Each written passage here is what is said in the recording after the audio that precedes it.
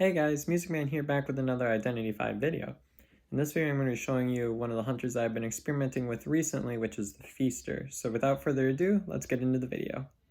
So the match I'll be showing you guys today is on Moonlit with the Feaster. So as you can see, here are the survivors. I'm going to look around. My Tinnitus is going off, and I'm going to see the Priestess right here.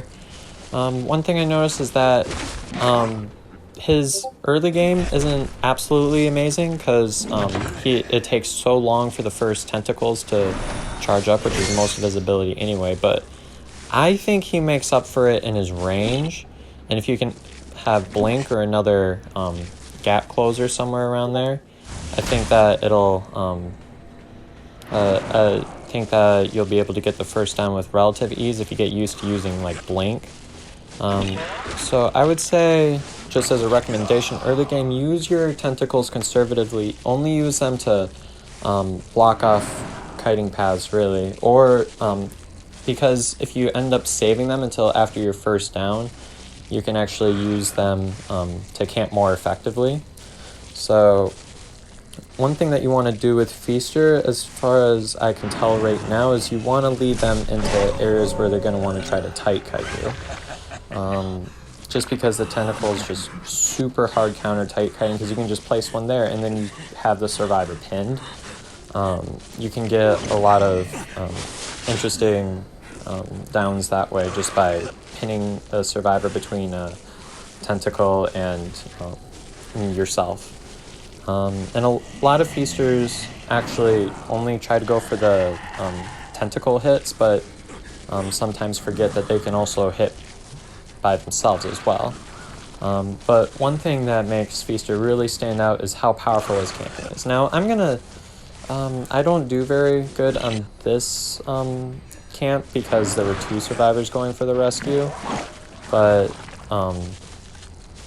I end up downing the Prospector with relative ease afterwards. See, I got it right there, tried to make him go for me, but right now he's in a tight kiting area, so what I'm going to do is I'm going to try to mind game him a little bit, but I'm going to place a tentacle right there, so now he can't tight kite. He can't tight kite. He has to leave. But at that point, I think his magnets were all gone anyway, so he didn't really have much of a choice. Taking back to a chair, and now you restart your camping game. So Feaster's camping is strong as long as there's not like a merc there. Just because the mercenary can take a double hit and still rescue afterward.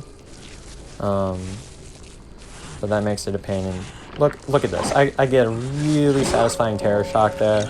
Cordy isn't able to make the save. So that was really nice, and wasn't able to use her flare gun there. And then look at this.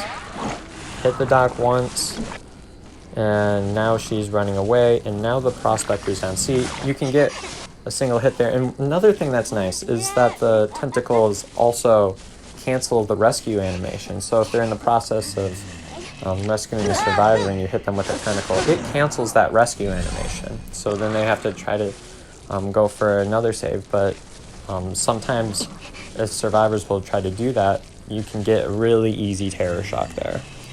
So now I'm camping the coordinator here, just because I know that the Tinnitus is off, and I know that you don't usually want to camp the coordinator.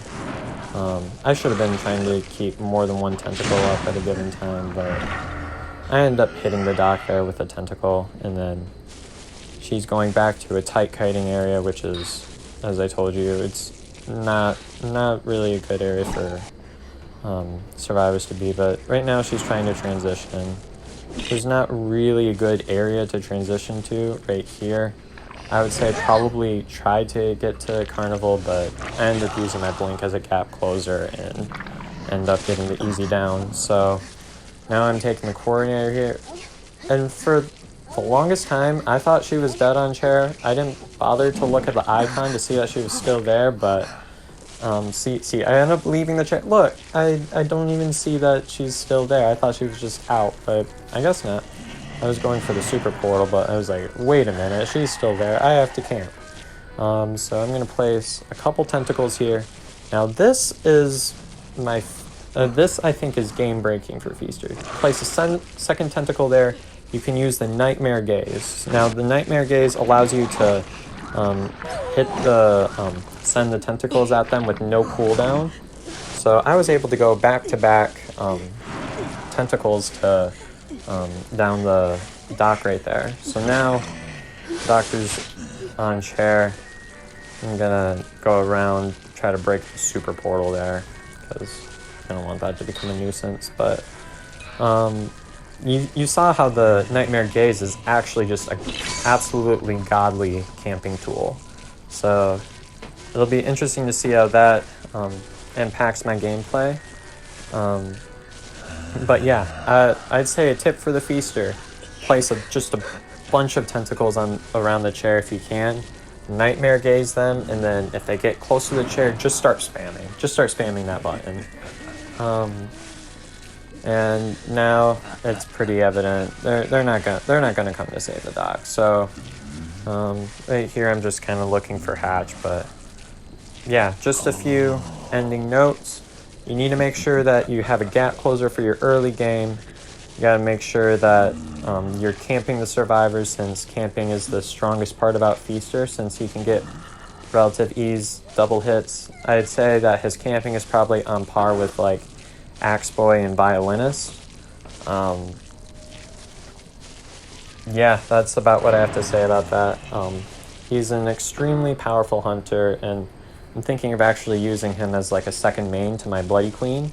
I've got more gameplay on my channel if you want to check some of that out, but that's the game. Well guys, I hope you enjoyed that video. If you did, please don't forget to hit that like button and subscribe to my channel, and let me know in the comment section below what you thought, and thanks for watching.